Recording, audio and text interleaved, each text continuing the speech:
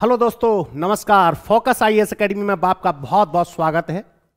आपको बहुत दिनों से इंतजार था कि सर क्लास कब लेंगे। मैंने क्लास आज से शुरुआत करने वाला हूं और आज की जो शुरुआत करूंगा आपके साथ, मैं पॉलिटी की एनसीईआरटी से शुरुआत करूंगा। और पॉलिटी का जो एनसीईआरटी है वो 12th का एनसीईआरटी है। किसका है? 12th का एनसीईआरटी है स्वतंत्र भारत में राजनीति। एनसीईआरटी का हमारे जीवन में क्या महत्व है और एनसीईआरटी यूपीएससी की तैयारी में किस प्रकार मदद करती हैं, मैं उस प्रक्रिया को आसानी से समझाऊंगा कि किस प्रकार एनसीईआरटी आपके आधार को मजबूत बनाती है। अगर आपका आधार ही मजबूत नहीं होगा तो आप आईएएस बनेंगे कैसे? इसलिए यूपीएससी में अगर सेलेक्ट होना चाहते हो, अगर आईएएस बनना चाहते हो, तो आपको एनसीईआरटी पढ़नी ही पड़ेगी, क्योंकि यह एनसीईआरटी है जो आपकी नींव को मजबूत बनाती है। इसलिए मैं स्वतंत्र भारत की राजनीति, पॉलिटी का एनसीईआरटी है, उससे शुरुआत करने जा रहा हूं। बस आपके साथ की आवश्यकता है। अब आपकी रेगुलर क्लास चलेगी, रोजाना रेगुलर क्लास चलेगी। अभी हाल में रिकॉर्डिंग क्लास रहेगी, फिर लाइव क्लास हो जाएगी। तो आज का जो पहला क्लास रहेगा स्वतंत्र भारत में राजनीति, और स्वतंत्र भारत में राजनीति का जो पहला चैप्टर है, पहला जो इसका भाग है, वो है चैप्टर का नाम राष्ट्र निर्माण की चुनौतियां।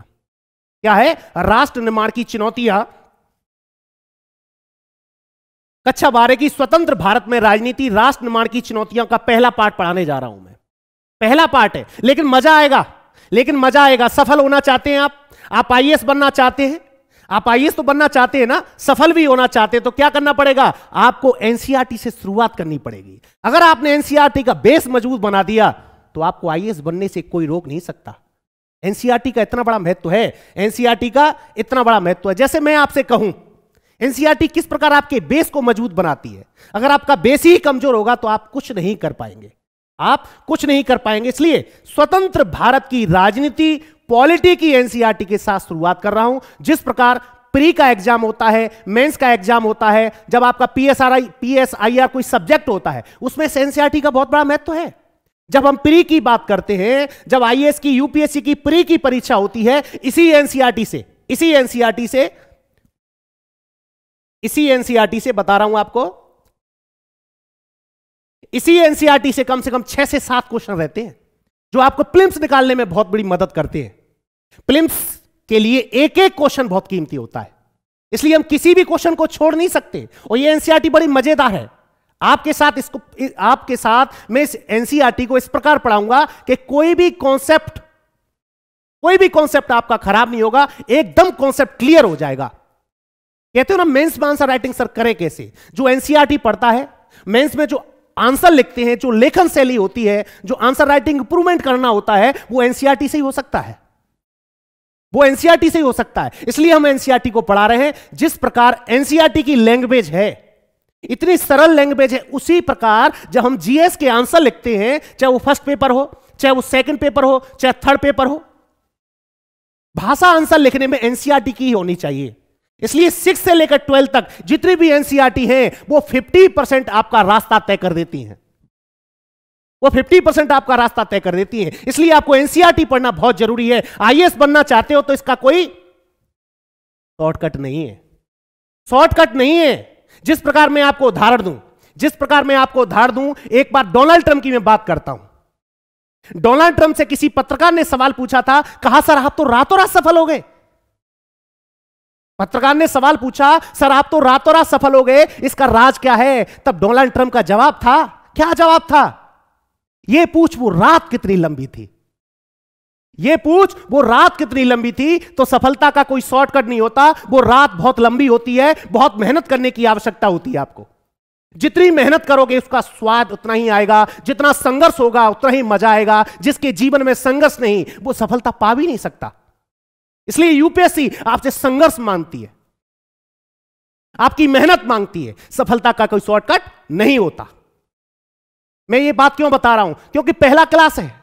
आपके अंदर एक आग होनी चाहिए, आपके अंदर एक ऊर्जा होनी चाहिए। अगर आपके अंदर आग है, ऊर्जा है, तो आप निश्चित रूप से आईएएस में सेलेक्ट होंगे। मैं ऐसा वादा करता हूं, प्रॉमिस करता हूं। बस आपको लगातार मेरी क्लास देखनी होगी। बड़ा सरल तरीके से मैं इसको एनसीईआरटी को समझाऊंगा, पढ़ाऊंगा, कॉन्सेप्ट क्लियर करूंगा और क्वेश्चन भी बताऊंगा कि क्वेश्चन आता कहां से है, पूछा कैसे जाता है। और किस प्रकार इस एनसीईआरटी की जो लेखन शैली है, जो भाषा है, जो लैंग्वेज है, वो आपको आंसर राइटिंग में किस प्रकार मदद करती है। इसलिए मैं सभी से कहना चाहता हूं, एनसीईआरटी मस्ट, एनसीईआरटी आपको पढ़नी ही पड़ेगी। इसलिए मैं शुरुआत भी एनसीईआरटी से ही कर रहा हूं। 6 क्लास से नहीं, उल्टा चल रहा हूं मैं। पॉलिटी का एनसीईआरटी 12th का स्वतंत्र भारत में राजनीति, इसका जो पहला चैप्टर है, आपको पता है राष्ट्र निर्माण की चुनौतियां। क्या है? राष्ट्र निर्माण की चुनौतियां। और जो एनसीईआरटी पढ़ा रहा हूं ना, ये एनसीईआरटी जब भारत देश आजाद हुआ उसके बाद की इसमें कहानी है। लेकिन भारत देश आजाद हुआ ऐसे ही आजाद नहीं हो गया। भारत देश को आजाद कराने के लिए हमारे स्वतंत्रता सेनानियों ने, हमारे महात्मा गांधी ने, हमारे स्वतंत्रता सेनानियों के साथ साथ हमारे न जाने कितने वीर शहीद हुए इस देश को आजाद कराने के लिए। लेकिन जब राष्ट्र आजाद तो हो गया, राष्ट्र ने लोकतंत्र को तो अपनाया, लेकिन राष्ट्र का आजादी के साथ साथ देश का बंटवारा भी हुआ। एक और तो इस बात का बड़ा आनंद था कि देश आजाद हो रहा है, लेकिन इस बात का दुख भी था, इस बात का दुख भी था कि देश आजाद तो हो रहा है लेकिन बंटवारे के साथ हो रहा है। लेकिन बंटवारे के साथ हो रहा है तो हमारे सामने 3 प्रमुख सबसे बड़ी चुनौतियां थी। हमारे सामने, राष्ट्र के सामने, राष्ट्र के निर्माण के सामने 3 सबसे बड़ी चुनौतियां थी। नंबर एक एकता के सूत्र में बांधने की। नंबर 1 कि देश को एकता के सूत्र में कैसे बांधा जाए, क्योंकि इस देश के अंदर उस समय सांप्रदायिक दंगे थे। जब देश का बंटवारा हुआ था तब द्विराष्ट्र सिद्धांत के आधार पर हुआ था। और द्विराष्ट्र सिद्धांत दिया किसने था? द्विराष्ट्र सिद्धांत दिया किसने था? द्विराष्ट्र सिद्धांत किसने दिया? मोहम्मद अली जिन्ना ने। और मोहम्मद अली जिन्ना चाहते थे इस देश के अंदर 2 कौमें हैं तो 2 कौमों के आधार पर 2 देश होने चाहिए, और जो मुसलमानों वाला क्षेत्र होगा वो पाकिस्तान कहा जाएगा, जो हिंदुओं वाला देश क्षेत्र होगा वो हिंदुस्तान कहा जाएगा। इस आंदोलन की शुरुआत हो चुकी थी, मोहम्मद अली जिन्ना ने इसकी शुरुआत कर दी थी। मोहम्मद अली जिन्ना ने ही देश के बंटवारे के बीज बो दिए थे। तो देश का सबसे बड़ा मूल कारण जो बंटवारे का था वो मोहम्मद अली जिन्ना था। और जो पाकिस्तान नाम आया वो कहां से आया? एक रहमत अली चौधरी नाम के व्यक्ति थे। उन्होंने कहा जहां जहां मुसलमान होंगे वो पाकिस्तान कहा जाएगा। क्या कहा जाएगा? पाकिस्तान कहा जाएगा। इस प्रकार भारत का बंटवारा हुआ, जो पहले ब्रिटिश इंडिया कहा जाता था। क्या कहा जाता था? ब्रिटिश इंडिया कहा जाता था। वैसे भी जब हिस्ट्री में पढ़ते हैं, पॉलिटी में पढ़ते हैं, तो भारत देश की आजादी की कहानी तो हम पढ़ते ही हैं, स्वतंत्रता संघर्ष को तो हम पढ़ते ही हैं, लेकिन इस किताब में हम भारत देश आजाद होने के बाद भारत देश के सामने क्या क्या परेशानियां आई, किन किन परेशानियों का सामना करना पड़ा, वो मैं आपको पढ़ाने वाला हूं। बड़ा मजा आएगा। बस हम शुरुआत करते हैं। क्या शुरुआत करते हैं? जैसे कि राष्ट्र निर्माण की चुनौतियां, एक एक चीज को मैं समझाऊंगा, आपका कॉन्सेप्ट एकदम क्लियर होता जाएगा कहानी के रूप में। आपको अलग से एनसीईआरटी पढ़ने की आवश्यकता नहीं होगी, बस ध्यानपूर्वक क्लास को सुनना, बड़ा मजा आने वाला है। जैसे सन 1947 के 14 अगस्त 15 अगस्त को मध्य रात्रि को हिंदुस्तान आजाद हुआ। हिंदुस्तान जब आजाद हुआ तो बहुत बड़ा सांप्रदायिक दंगा भी हुआ, बहुत बड़ा सांप्रदायिक दंगा भी हुआ, जिसमें हिंदुस्तान की आजादी के साथ साथ कम से कम 90 लाख लोग विस्थापित हुए और कम से कम 15 से 20 लाख लोग मारे गए। 20 लाख लोग मारे गए। और भारत के सामने तो बड़ी दिक्कत थी कि देश का बंटवारा होगा कैसे, क्योंकि मोहम्मद अली जिन्ना ने कहा कि जहां जहां मुसलमानों की आबादी ज्यादा होगी वो पाकिस्तान कहलाएगा। हिंदुस्तान में तो ऐसी कोई जगह थी ही नहीं, हर जगह जहां जहां था मुसलमान तो थे, तो इसका मतलब यह तो था नहीं कि हर जगह पाकिस्तान का निर्माण कर दिया जाए। लेकिन 2 क्षेत्र ऐसे थे जहां मुसलमानों की आबादी ज्यादा थी, एक हिंदुस्तान का जो पश्चिमी भाग, एक हिंदुस्तान का पूर्वी भाग। पश्चिमी भाग था जो पंजाब वाला क्षेत्र था, और पूर्वी वाला जो भाग था वो बंगाल वाला क्षेत्र था।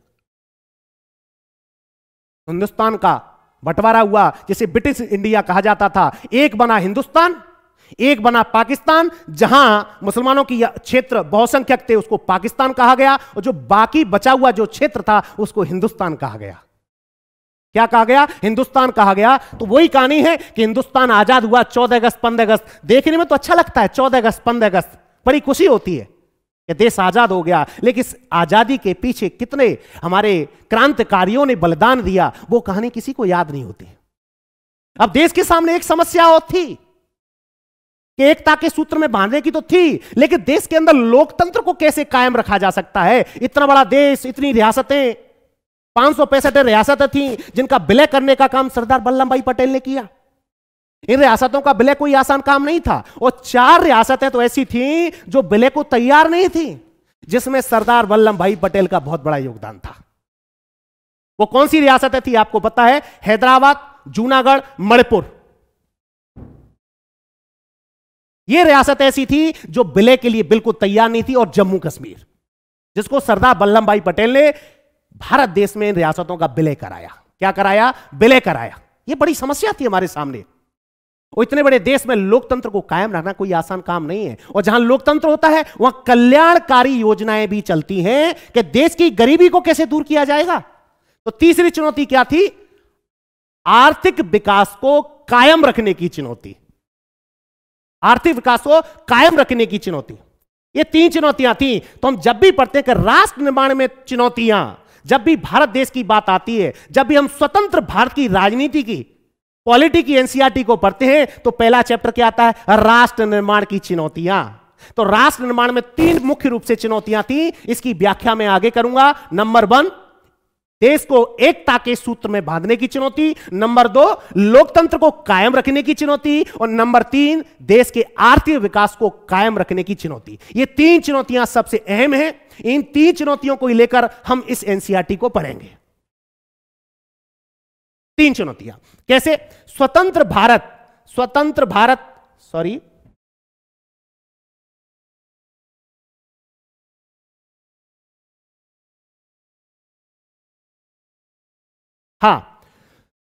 भारत के प्रथम प्रधानमंत्री जवाहरलाल नेहरू। क्या नाम था? जवाहरलाल नेहरू। जैसे फिल्म्स में अगर पूछ लिया जाए तो क्या कह रहे हैं कि नेहरू ने इस रात संविधान सभा के एक विशेष सत्र को संबोधित किया जब देश आजाद हुआ। कब? 14 अगस्त, 15 अगस्त। 14 अगस्त को हालांकि यह कहा जाता है कि पाकिस्तान बना, 15 अगस्त को भारत देश आजाद हुआ।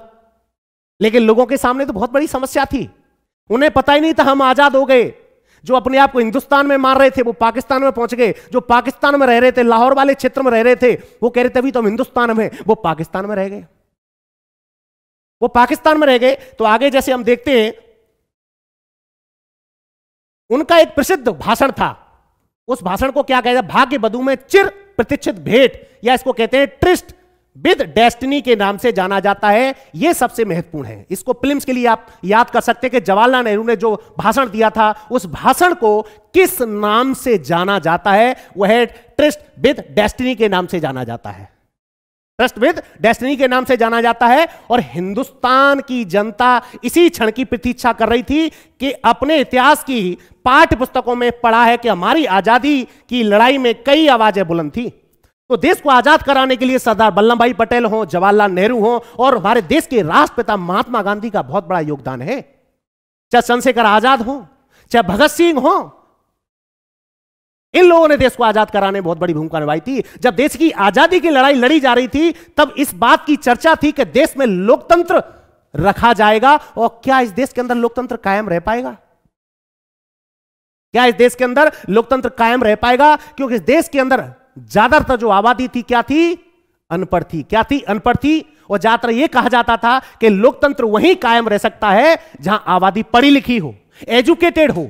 लेकिन भारत के सामने बड़ी चिंता का विषय था। और जब भारत देश आजाद हुआ था, तब भारत देश के नेताओं को भी यह अंदाजा नहीं था कि भारत देश आजाद तो होगा, लेकिन आजादी के साथ सांप्रदायिक दंगे भी होंगे, और ये समस्याएं भी आएंगी, ये संघर्ष भी होगा। हिंदू मुस्लिम दंगों का भी कोई ऐसा कुछ नहीं पता था, लेकिन फिर भी हिंदू मुस्लिम के नाम पर दंगे हुए, जिसमें सबसे बड़ा योगदान मोहम्मद अली जिन्ना का सिद्धांत है, द्विराष्ट्र का सिद्धांत। तो द्विराष्ट्र का सिद्धांत किसने दिया? मोहम्मद अली जिन्ना ने। मोहम्मद अली जिन्ना तो डट गए कि मुझे तो पाकिस्तान चाहिए। क्या चाहिए? पाकिस्तान चाहिए। तो भारत का बंटवारा हो गया। क्या हो गया? भारत का बंटवारा हो गया। जैसे 2 बातों पर सबकी सहमति थी। 2 बातों पर सबकी सहमति क्या थी? पहली बात जैसे हम ध्यान रखें, जब भारत देश आजाद हुआ और जब भाषण दिया, क्या सहमति बनी कि आजादी के बाद देश का शासन लोकतांत्रिक होगा और लोकतांत्रिक सरकार होगी। लोकतंत्र की परिभाषा क्या है? जनता का, जनता के लिए, जनता द्वारा शासन। Democracy is the government of the people, for the people and by the people. कि देश आजाद तो होगा लेकिन लोकतंत्र के साथ आजाद होगा, क्योंकि लोकतंत्र में ही आम जनता को सहूलियत मिलती है और कल्याणकारी योजना का लाभ अंतिम छोर के व्यक्ति तक पहुंचेगा। और लोकतंत्र ही एकता के सूत्र में बांधने का काम करेगा। लोकतंत्र ही आर्थिक विकास की नींव रखेगा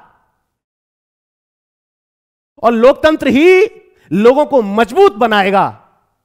लोगों को अधिकार मिलेंगे, क्योंकि लोकतंत्र में क्या होता है? समानता का अधिकार होता है, स्वतंत्रता का अधिकार होता है, फंडामेंटल राइट्स होते हैं, अभिव्यक्ति की आजादी होती है, धार्मिक आजादी होती है, शिक्षा और संस्कृति का अधिकार होता है, शोषण के विरुद्ध अधिकार होता है। इसलिए लोकतंत्र को भारत ने अपनाया, इसलिए लोकतंत्र को भारत ने अपनाया। जैसे हम पढ़ रहे, क्या कह रहे थे कि सहमति किस पे थी? कि आजादी के बाद शासन लोकतांत्रिक सरकार के जरिए चलाया जाएगा। दूसरा क्या था? सरकार सबके भले के लिए काम करेगी। इसमें सबके भले के लिए जो कॉन्टेक्ट आया, सबका भला, सबका भला। सबका भला का मतलब है चाहे हिंदू हो, चाहे सिख हो, चाहे ईसाई हो, चाहे पारसी हो, चाहे अमीर हो, चाहे मध्यम हो, चाहे गरीब हो, अंतिम छोर के व्यक्ति को भी समानता का अधिकार होगा।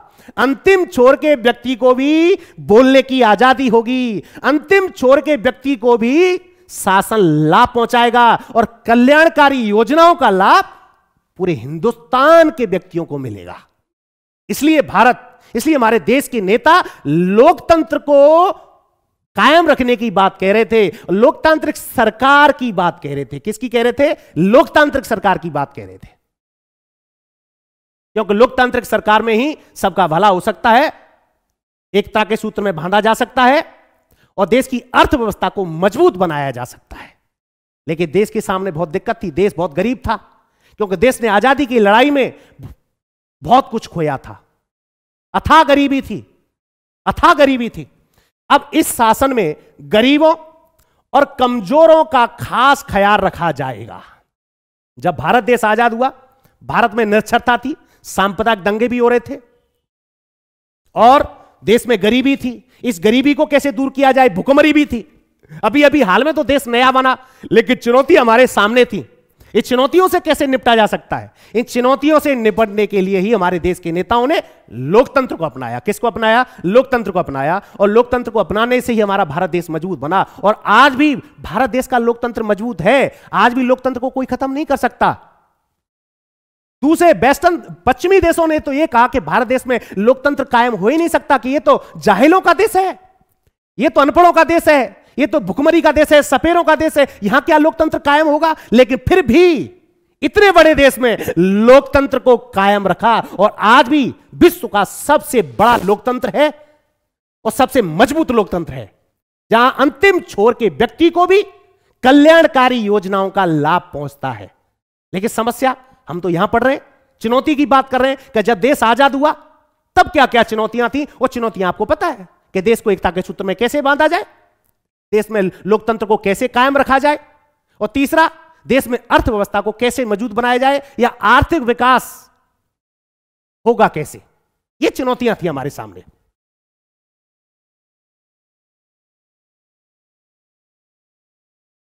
अब हिंदुस्तान 1947 जिन हालात में आजाद हुआ, शायद उस वक्त तक ऐसा कोई भी देश विश्व का ऐसा नहीं था जिन हालातों में भारत देश आजाद हुआ, क्योंकि उसी दौरान 1945 में द्वितीय विश्व युद्ध चल ही रहा था, आपको पता है। और द्वितीय विश्व युद्ध के दौरान पूरे विश्व के हालात बड़े खराब थे और पूरे विश्व का ध्यान पश्चिमी देशों पर ही था, भारत पर किसी का ध्यान नहीं था। उन हालातों में भारत देश आजाद हुआ,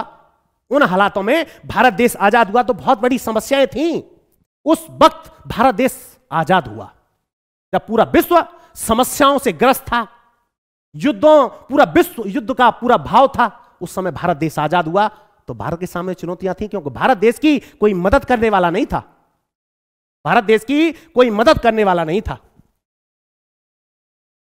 कल अब जैसे महात्मा गांधी ने क्या कहा, महात्मा गांधी का बहुत बड़ा योगदान है और महात्मा गांधी को हम क्या कहते हैं? राष्ट्रपिता कहते हैं। और देश को आजाद कराने में और देश के सांप्रदायिक दंगों को समाप्त करने में देश को एकता के सूत्र में बांधने के लिए महात्मा गांधी के योगदान को भूला नहीं जा सकता।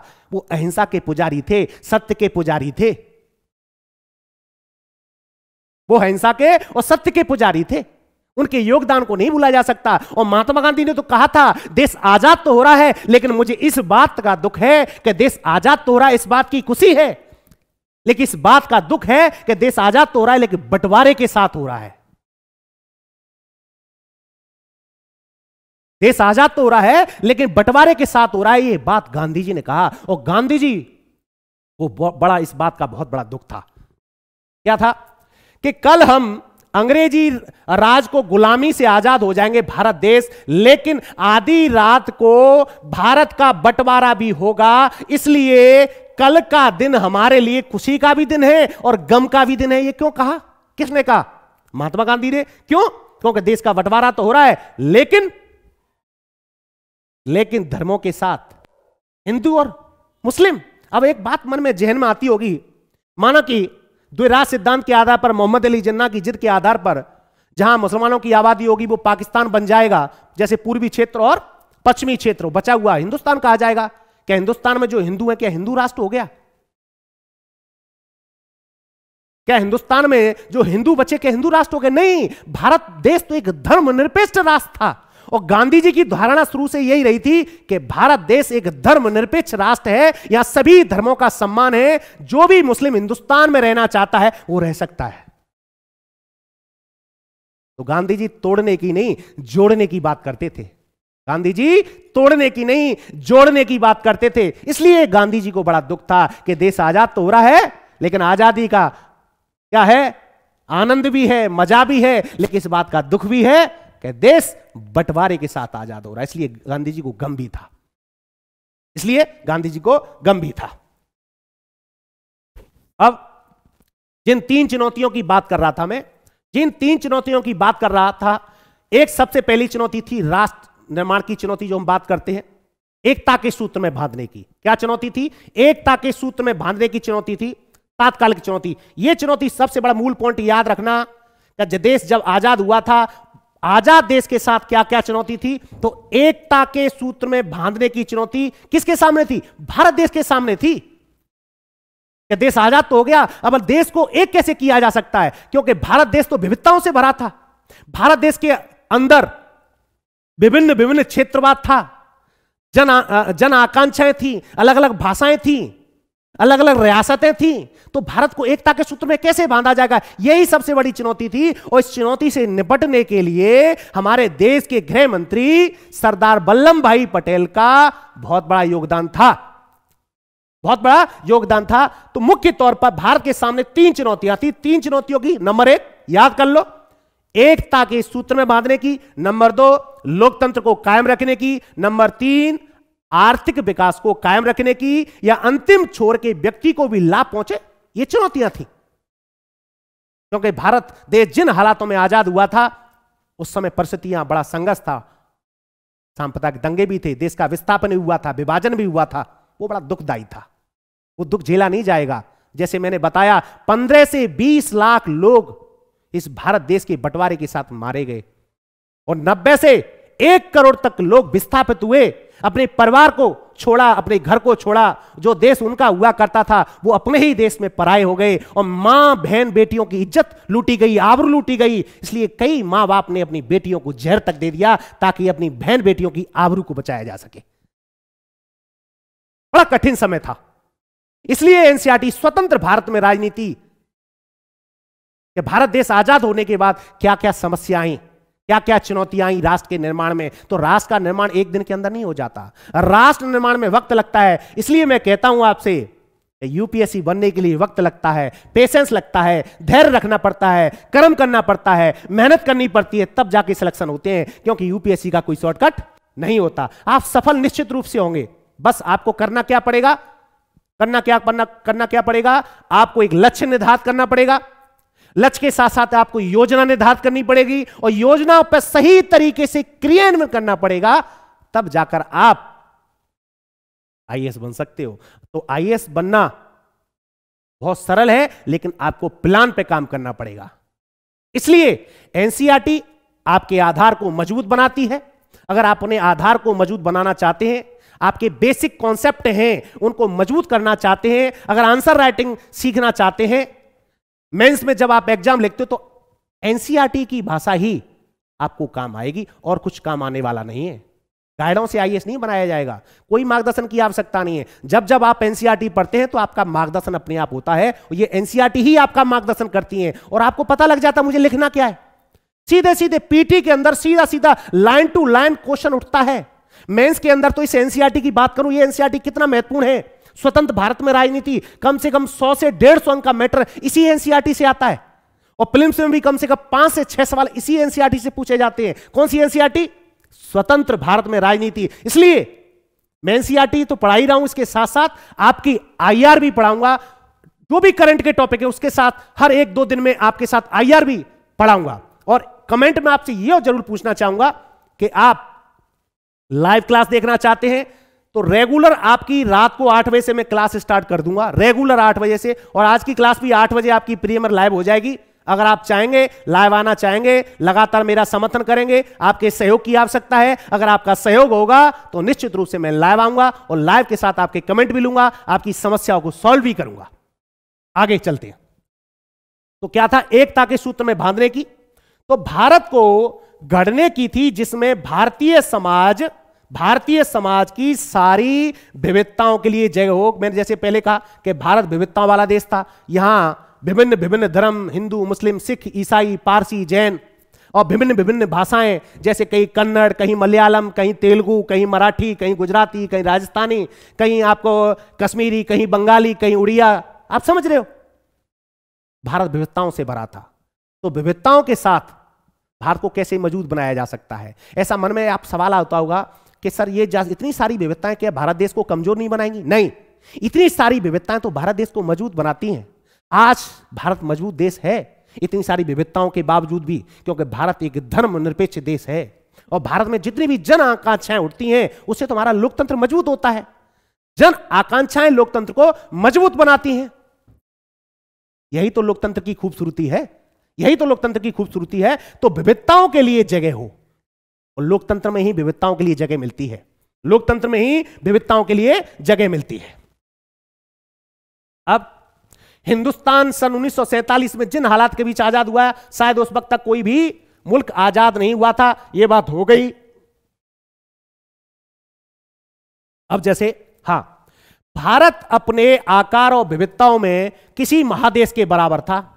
अब अंदाजा कर लो भारत देश की जो आज आबादी आप समझ ही रहे हो क्या है।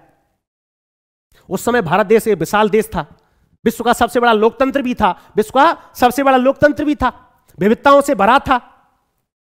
अलग अलग बोली जाने वाली भाषाओं के लोग थे, बता दिया मैंने। अलग अलग संस्कृति, अलग अलग आपका कल्चर, अलग अलग सभ्यता तो एक ही रही है और अलग अलग धर्म के अनुयायी थे। फिर भी भारत देश को एकता के सूत्र में बांधे, यही तो सबसे बड़ी चुनौती थी। अलग अलग अनुयायी, अलग अलग भाषा बोलने वाले लोग, अलग अलग धर्म के लोग, अलग अलग क्षेत्र के लोग, फिर भी भारत को लोकतंत्र ही मजबूत बना सकता था। तो यही चुनौती थी, यही भारत देश के सामने चुनौती थी। इस चुनौती से निपटारा हम बताएंगे कैसे किया जा सकता है। आपको पता है इस चुनौती का निपटारा लोकतंत्र में किया जा सकता है। और जहां लोकतंत्र होगा वहां विविधताओं के लिए हमेशा जगह होती है। जहां लोकतंत्र होगा वहां धर्मनिरपेक्षता होती है। जहां लोकतंत्र होगा वहां फंडामेंटल राइट्स होते हैं। जहां लोकतंत्र होगा वहां व्यक्ति की आजादी होती है। जहां लोकतंत्र होगा वहां समानता का अधिकार होता है। जहां लोकतंत्र होगा वहां शिक्षा संस्कृति का अधिकार होता है। जहां लोकतंत्र होगा वहां शोषण के विरुद्ध अधिकार होता है। और जहां लोकतंत्र होता है वहां संवैधानिक उपचार भी होता है। तो भारत देश का संविधान बना,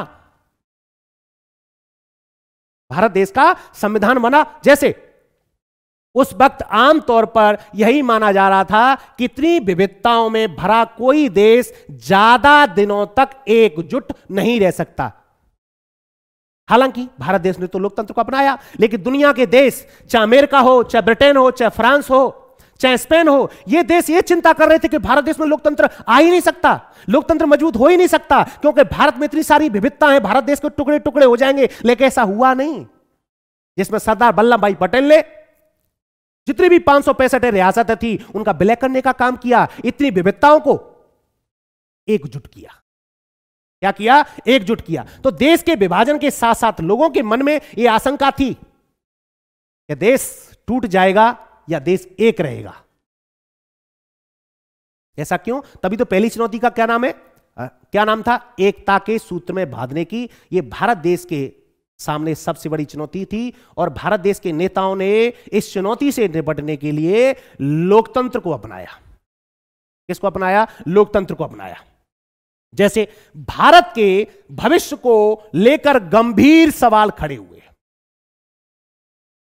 गंभीर, बार बार मैं वही कहता हूं, गंभीर सवाल क्यों? क्योंकि भारत विविधताओं से भरा देश था। भारत क्या था? विविधताओं से भरा देश था, इसलिए यही सवाल था, इसलिए यह सवाल था।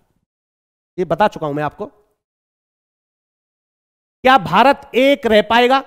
क्या ऐसा करने के लिए भारत सिर्फ राष्ट्रीय एकता की बात ज्यादा से ज्यादा जोर देगा या बाकी उद्देश्यों को तिलांजलि दे देगा? बाकी उद्देश्य क्या थे भाई? इतनी सारी विविधताएं होंगी, इतनी सारी भाषाएं होंगी, इतने सारे धर्म होंगे, इतनी सारी विविधताओं में जो बाकी उद्देश्य क्या? बाकी उद्देश्य ये थे, गरीबी। गरीबी, हमारे देश में गरीबी थी, भुखमरी थी, उसको कैसे दूर किया जाएगा? अंतिम छोर के व्यक्ति को लाभ कैसे पहुंचाया जाएगा? अगर हम एकता के सूत्र में बांधने को ही मजबूत बनाते रहे तो यह सबसे बड़ी चुनौती थी। तो यही तो था कि बाकी जो उद्देश्य हैं लोकतंत्र में, क्या उनको तिलांजलि दे दी जाएगी? नहीं, ऐसा नहीं था। क्या ऐसे में हर क्षेत्रीय और उप क्षेत्रीय पहचान को खारिज कर दिया जाएगा? नहीं, लोकतंत्र में क्षेत्रीय उप क्षेत्रीय पहचान को खारिज नहीं किया जा सकता, नहीं किया जा सकता। यही सबसे बड़ी चुनौती थी, यही सबसे बड़ी चुनौती थी।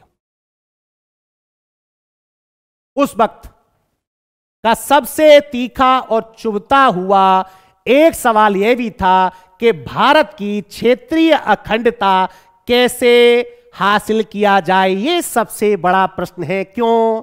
क्योंकि मैंने बताया था, क्योंकि भारत देश जब आजाद हुआ था तो 565 रियासतें थीं और 565 रियासतों को एक जगह इकट्ठा करना, भारत में विलय कराना कोई आसान काम नहीं था। उसमें 4 रियासत और तो रियासतें विलय हो गई थी, जिसमें सरदार वल्लभ भाई पटेल का बहुत बड़ा योगदान था, लेकिन 4 रियासतें ऐसी थी वो विलय को बिल्कुल तैयार नहीं थी। लेकिन फिर भी भारत देश ने उन 4 रियासतों का विलय का काम किया। क्या किया? विलय का काम किया, ताकि क्षेत्रीय अखंडता को मजबूत बनाया जा सके। जो पश्चिमी मुल्क कहते थे कि भारत देश में लोकतंत्र कायम रह ही नहीं सकता, भारत देश तो अनपढ़ों का देश है, सपेरों का देश है, भूखों का देश है। फिर तो क्षेत्रीय अखंडता वो कैसे हासिल किया जा सकता है? तो क्षेत्रीय अखंडता को हासिल करने के लिए सरदार वल्लभ भाई पटेल ने राज्यों का विलय, रियासतों का विलय करने का काम किया। 4 रियासतें थी, उनको भी भारत में विलय करा दिया गया था, जैसे जूनागढ़, हैदराबाद और आपका मणिपुर और आपका जम्मू कश्मीर। क्या था? जम्मू कश्मीर। क्या था? जम्मू कश्मीर। ठीक है। तो दूसरी चुनौती, पहली चुनौती आपको याद हो गई। पहली चुनौती क्या है बताइए? पहली चुनौती क्या है बताइए? तो पहली चुनौती का नाम क्या है? एकता के सूत्र में बांधने की चुनौती। जब भारत देश आजाद हुआ तो राष्ट्र के निर्माण में पहली चुनौती थी एकता के सूत्र में बांधने की चुनौती।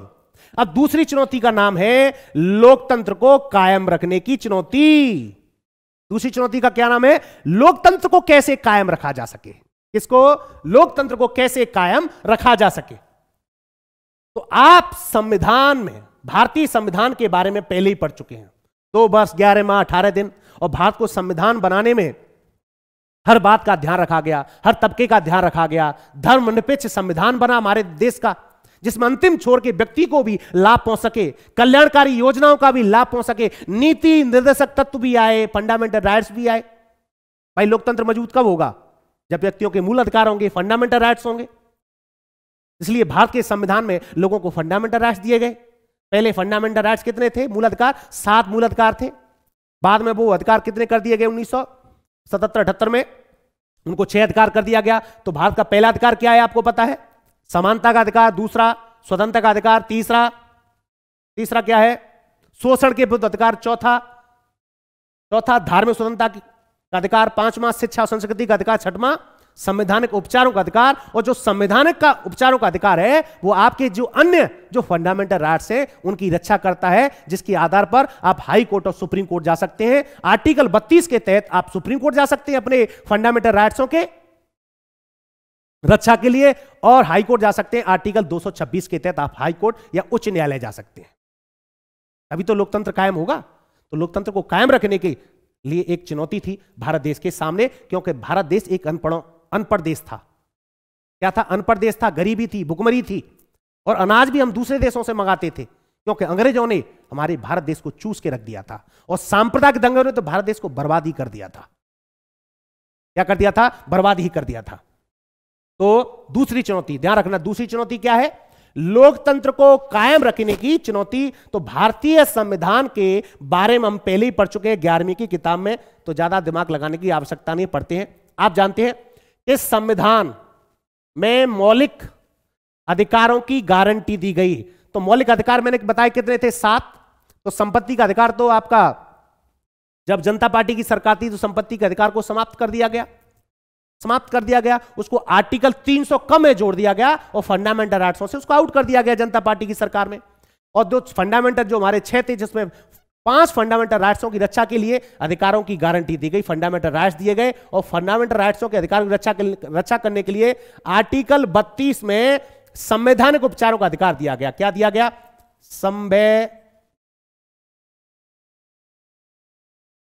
संवैधानिक उपचारों का अधिकार दिया गया।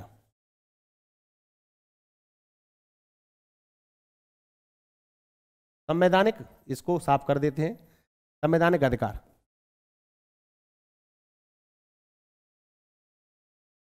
संवैधानिक अधिकार दिया गया, ठीक है, आर्टिकल 32। कौन सा? आर्टिकल 32।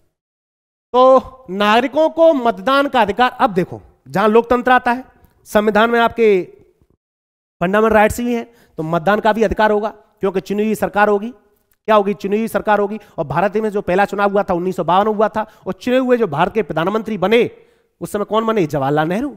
तो भारत के सामने तो बड़ी दिक्कत थी, कितने बड़े देश में चुनाव कैसे कराया जाएगा, इतने बड़े देश में लोकतंत्र को कैसे कायम रखा जा सकेगा, कि इतनी सारी विविधताओं में लोकतंत्र को कैसे मजबूत बनाया जा सकेगा, इतनी सारे बड़े देश में अंतिम छोर के व्यक्ति को लाभ कैसे पहुंचेगा। तो नागरिकों को मतदान का अधिकार भी दिया गया, और भारत ने संसदीय शासन व्यवस्था को कहां से लिया? ब्रिटेन से, और आधारित प्रतिनिधित्व मूलक लोकतंत्र को अपनाया। तो लोकतंत्र की परिभाषा क्या है? जनता का जनता के लिए जनता द्वारा शासन। जनता का जनता के लिए जनता द्वारा शासन ही हमारी लोकतंत्र की परिभाषा है। तो क्या कहते हैं अंग्रेजी में इसको? Democracy is the government of the people, for the people and by the people. तो पहले मतदान कराना भी देश में आसान नहीं था, क्योंकि इससे पहले भारत देश ने कभी इतने बड़े देश में मतदान तो नहीं कराया था। और कहते हैं कि लोकतंत्र वहीं कायम होता है जहां पढ़े लिखे लोग होते हैं। तभी तो दूसरे मुल्कों के देश, पश्चिमी मुल्क ये कह रहे थे कि भारत में लोकतंत्र कभी सफल हो ही नहीं सकता, क्योंकि ये तो जाहिलों का देश है, सपेरों का देश है, अनपढ़ों का देश है, भूखों का देश है। ये सबसे बड़ी चुनौती थी। तो लोकतंत्र को कायम रखना कोई आसान काम नहीं था। इसलिए भारत देश में लोकतंत्र को कायम रखने के लिए आपको मूल अधिकारों को, मौलिक अधिकारों की गारंटी दी गई, और नीति निर्देशक तत्व भी दिए गए। नीति निर्देशक तत्व भी दिए गए। तो विशेषताओं में यह बात सुनिश्चित हो गई कि लोकतांत्रिक ढांचा, जैसा मूलभूत ढांचे की बात करते हैं, भीतर राजनीतिक मुकाबले भी होंगे, राजनीतिक पार्टियां इलेक्शन भी लड़ेंगी। उस समय राजनीतिक पार्टी मूल रूप से सबसे बड़ी पार्टी थी, कौन सी थी? कांग्रेस। कौन सी थी? कांग्रेस। तो कांग्रेस ने देश को आजाद कराने की लिए बहुत बड़ी भूमिका निभाई थी, इसलिए सब लोगों का जो प्रेम था प्रेम था वो कांग्रेस के प्रति था। तो पार्टियां का इलेक्शन होना था, चुनाव कराना कोई आसान काम नहीं था, क्योंकि चुनाव ही तो लोकतंत्र को मजबूत बनाता है, राजनीतिक पार्टियां ही तो लोकतंत्र को मजबूत बनाती हैं। लेकिन लोकतंत्र को मजबूत बनाने के लिए जिन राजनीतिक पार्टियों को वोट डालने का काम करती है वो आम जनता करती है, देश के नागरिक करते हैं। कौन करता है? देश की आम जनता और देश के नागरिक करते हैं। तो लोकतंत्र को कायम रखने के लिए लोकतांत्रिक संविधान जरूरी होता है, लेकिन इतना भरी काफी नहीं होता ये फंडामेंटल राइट देने से। अब मैं आपसे बात कहूं, अगर मैं कहूं कि देश को आजाद हुए 75 वर्ष हो गए, क्या सही माने भारत देश आजाद हुआ? क्या सही माने जो भारत देश के सामने लोकतांत्रिक चुनौतियां थी, लोकतंत्र की हो चाहे एकता के सूत्र में, क्या आज वो चुनौतियां नहीं है? क्या आप आज चुनौतियां नहीं है? क्या मतदान देने का अधिकार जनता को दे दिया जाए, क्या देश आजाद हो गया? क्या व्यक्ति आजाद हो गया? केवल मतदान के अधिकार से काम नहीं चलता। लोकतंत्र को मजबूत बनाने के लिए मतदान के साथ आपको मौलिक अधिकार भी देने पड़ेंगे, उनको व्यक्ति की आजादी भी देनी पड़ेगी, उनको आर्थिक आजादी भी देनी पड़ेगी, उनको रोजगार भी देना पड़ेगा। तब जाके देश का लोकतंत्र मजबूत होता है, तब जाकर देश का लोकतंत्र मजबूत होता है। तो कहने का मतलब है कि लोकतंत्र को कायम रखने के लिए लोकतांत्रिक संविधान जरूरी होता है, यह बात सही है, और लेकिन इतना भर काफी नहीं है। तो लोकतंत्र को मजबूत बनाने के लिए जनता को अधिकार देने पड़े, मतदान से काम नहीं चलता। अब चुनौती और भी थी कि संविधान से मेल खाते लोकतांत्रिक व्यवहार बर्ताव चलन में आए। अब लोकतंत्र तो कायम हो गया, कहते हैं ना, जैसे किताबों में तो बहुत कुछ अच्छा लिखती है, संविधान में बहुत कुछ अधिकार दे दिए गए, क्या सही मायने में जनता को अधिकार मिले? क्या सही मायने में यह आज प्रासंगिक है? क्या जनता ने अधिकारों का लाभ उठाया? क्या सही मायने में लोकतंत्र मजबूत हुआ? क्या सही मायने में लोगों को आजादी मिली या नहीं मिली? यह सवाल मन में जहन में बार बार आता है, यह सवाल जहन में बार बार आता है। तो तीसरी चुनौती की जब हम बात करते हैं तो पहली चुनौती मैंने बताई थी एकता के सूत्र में बांधने की चुनौती, और दूसरी चुनौती क्या है? लोकतंत्र को कायम रखने की चुनौती। अब एकता के सूत्र में बांध दिया और लोकतंत्र को कायम रखने की बात हमने की, और तीसरी चुनौती क्या है? तीसरी चुनौती आपके सामने आती है विकास के, जिसमें समूचे समाज का भला हो, धारणीय विकास हो और अंतिम छोर के व्यक्ति को भी योजनाओं का लाभ पहुंच सके और उसका भरण पोषण हो सके। यही तो है आर्थिक विकास, यही तो है कि समूचे समाज का भला कैसे हो, क्योंकि देश में गरीबी थी। समूचे समाज में आपके हर जाति वर्ग के लोग आते हैं, गरीब भी आते हैं, हर धर्म का व्यक्ति आता है, तो देश अमीर तो था नहीं। तो कुछ तबकों का, मतलब समूचे समाज का भला हो, कुछ तबकों का नहीं हो, अमीरों का भला ना हो, अमीरों का भला ना हो, हर व्यक्ति का भला हो, अंतिम छोर के व्यक्ति का भी भला हो, जिसे हम धारणीय विकास कहते हैं।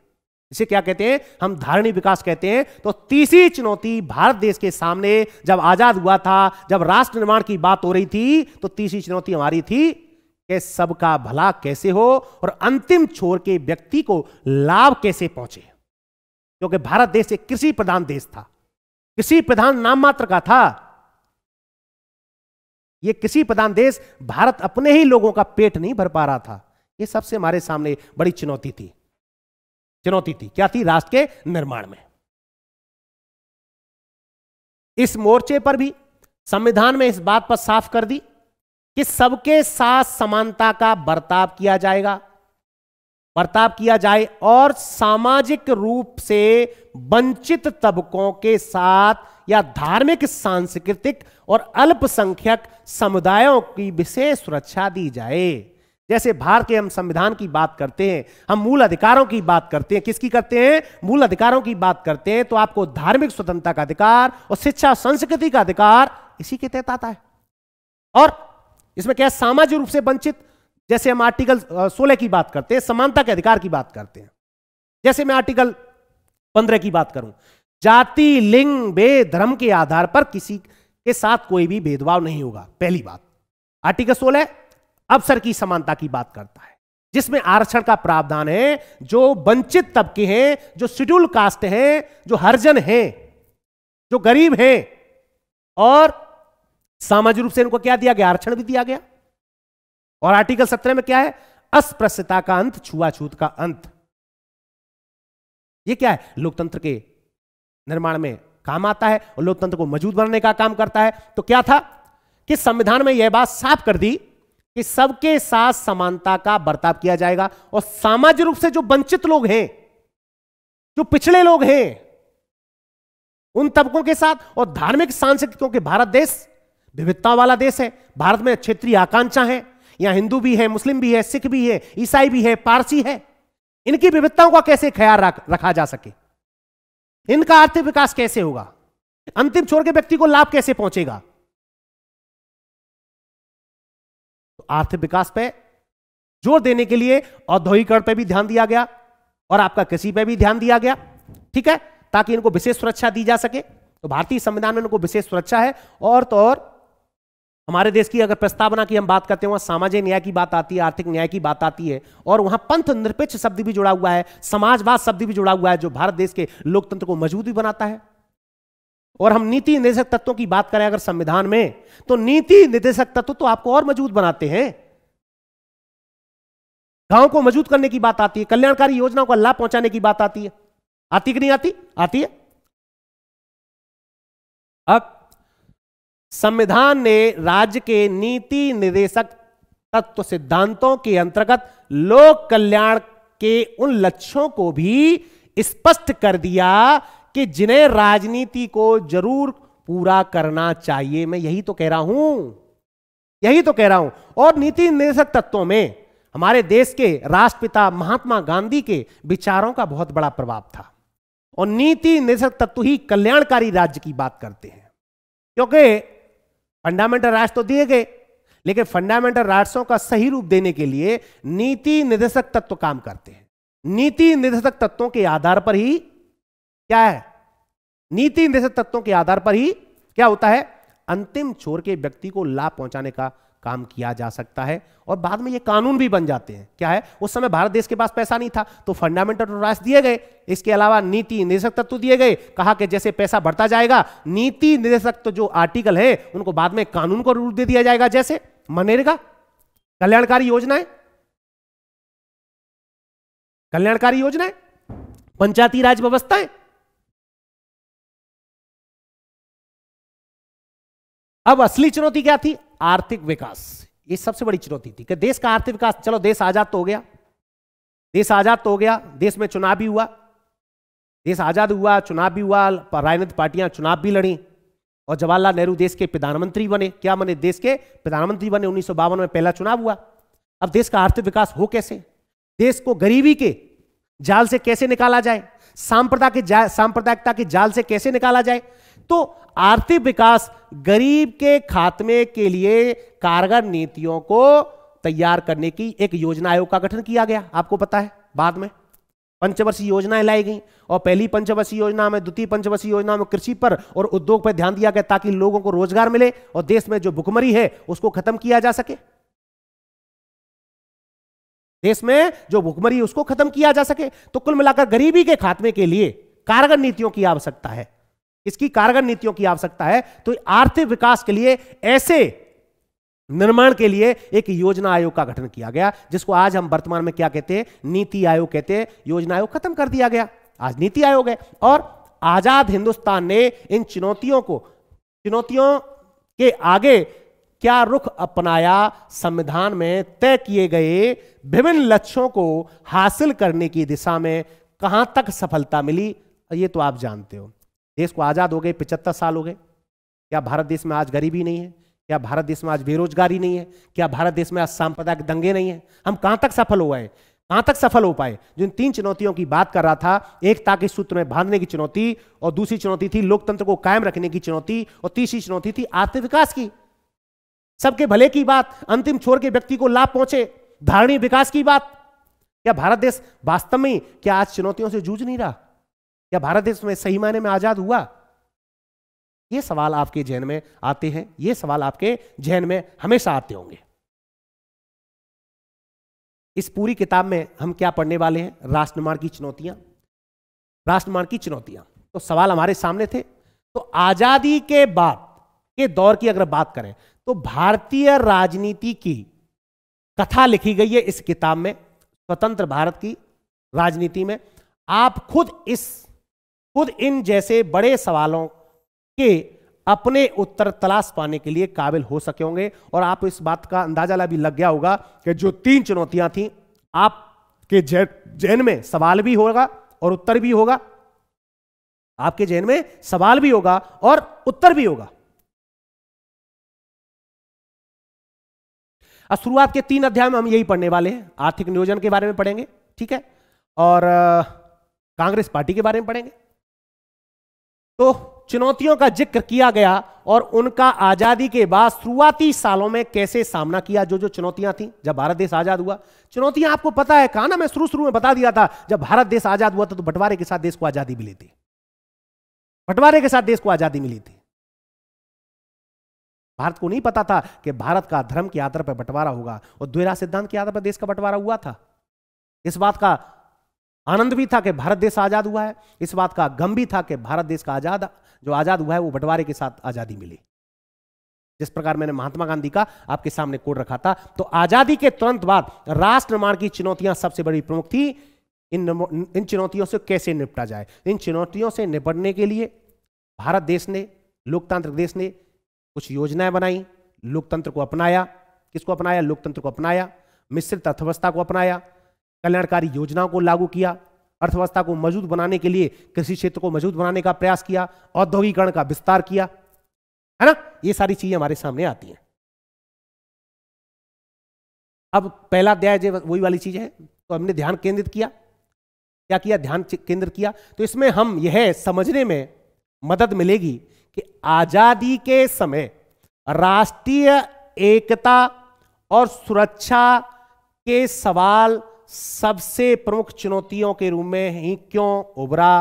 रही बात सुरक्षा की, हालांकि हिंदी चाइना भाई भाई ऐसा रूप था हमारे सामने, लेकिन चाइना ने हमारे पीठ में क्या छुरा भोंका। लेकिन सुरक्षा का एक और बड़ा मसला था हमारे सामने, पाकिस्तान। उस समय पाकिस्तान आजाद तो हो गया, लेकिन पाकिस्तान आजाद होने के बाद उसने 1948 की समथिंग हमारे भारत देश के कश्मीर पर कब्जा कर लिया, जिसको हम पाक ऑक्युपाइड कश्मीर कहते हैं, जिससे हमारे देश की सुरक्षा खतरे में पड़ी। कुछ कबाइलियों ने मिलकर भारत पर आक्रमण कर दिया, जिसको हम पीओके के नाम से जानते हैं, वो पाक अधिकृत कश्मीर है। तो देश की सुरक्षा को भी तो मजबूत बनाना है, तो देश के आर्थिक विकास के साथ साथ सुरक्षा का भी ख्याल रखना पड़ेगा। यह भी भारत देश के सामने एक बहुत बड़ी चुनौती थी। क्या थी? बहुत बड़ी चुनौती थी। तो अगले अध्याय में हम क्या पढ़ेंगे? लोकतंत्र को कायम रखना, बराबरी और इंसाफ पर आधारित आर्थिक विकास को हासिल करना। तो दूसरा जो चैप्टर क्या होगा, तीसरा चैप्टर क्या होगा? आर्थिक नियोजन, जिसमें हम पंचवर्षीय योजनाओं के बारे में चर्चा करेंगे कि किस प्रकार आर्थिक नियोजन किया जा सके, आर्थिक नियोजनों का लाभ किन किन व्यक्तियों को पहुंचेगा, किन किन व्यक्तियों को पहुंचेगा, अंतिम छोर के व्यक्ति को लाभ पहुंच पाएगा या नहीं पहुंच पाएगा। जो कृषि बनाम जो सारण क्षेत्र है उसके बारे में हम पढ़ेंगे, कृषि बनाम सारण क्षेत्र, है ना।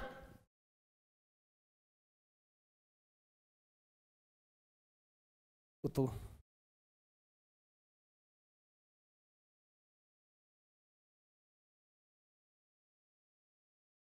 हाँ, ये ये जवाहरलाल नेहरू मुख्यमंत्रियों को एक पत्र में 15 अगस्त को एक जवाहरलाल नेहरू ने लेटर लिखा।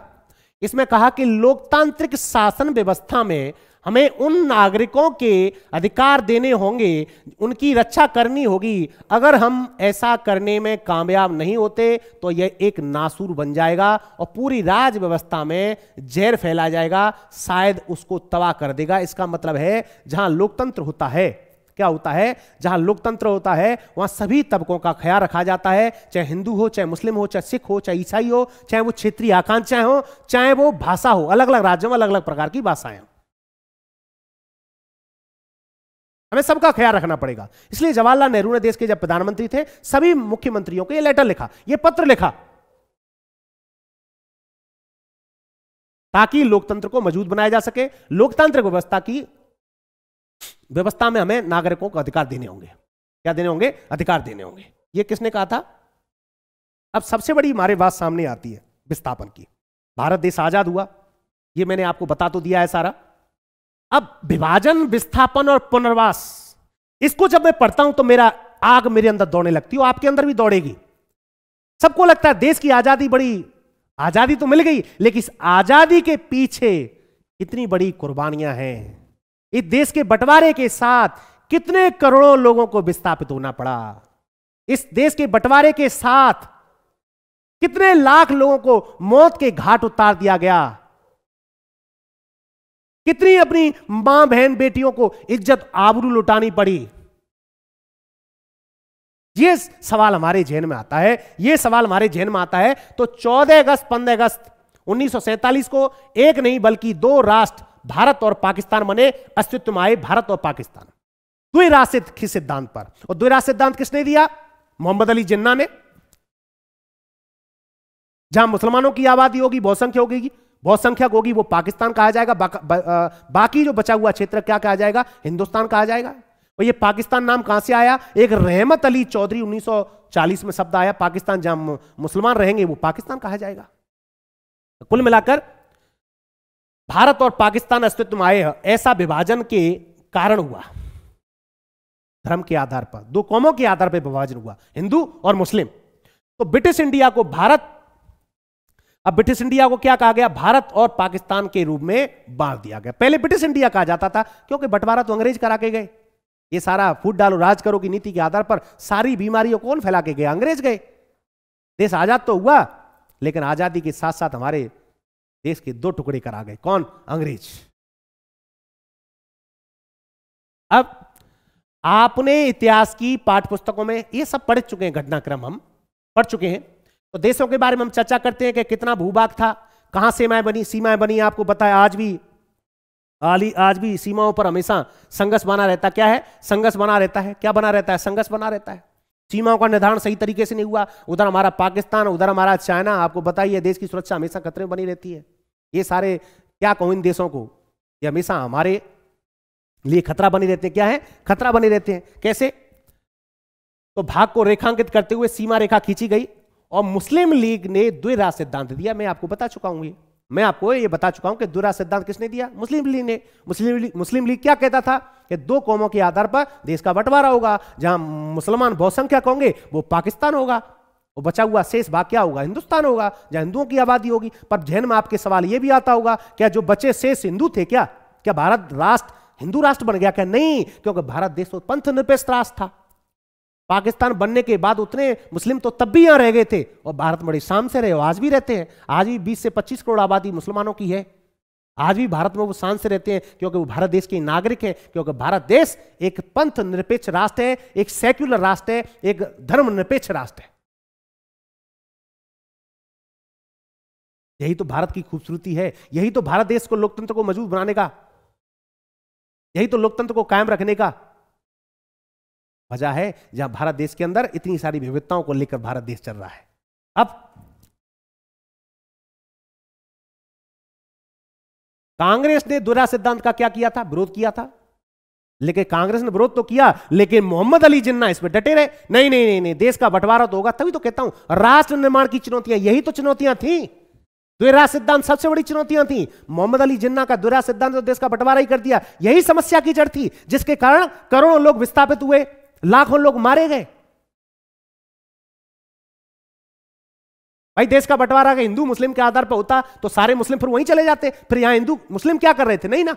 लेकिन भारत देश ने नहीं कहा। भारत देश ने कहा हम पंथ निरपेक्ष हैं, यहां जो रहना चाहता रह सकता है, हम किसी को नहीं निकाल सकते। क्योंकि भारत देश एक लोकतांत्रिक राष्ट्र है, वसुदैव कुटुंबकम की बात करता है। बाद में यही समस्या नासूर बनती चली गई। तो सन 1940 के दशकों में राजनीतिक मोर्चों पर कई बार बदलाव आए और कांग्रेस और मुस्लिम लीग के बीच राजनीतिक प्रतिस्पर्धा और ब्रिटिश शासन की भूमिका की बातों को हम ध्यान में रखते हैं, क्योंकि ब्रिटिश शासन ने ही देश का बंटवारा करा के चले गए। कौन? ब्रिटिश शासन। अगर बात करें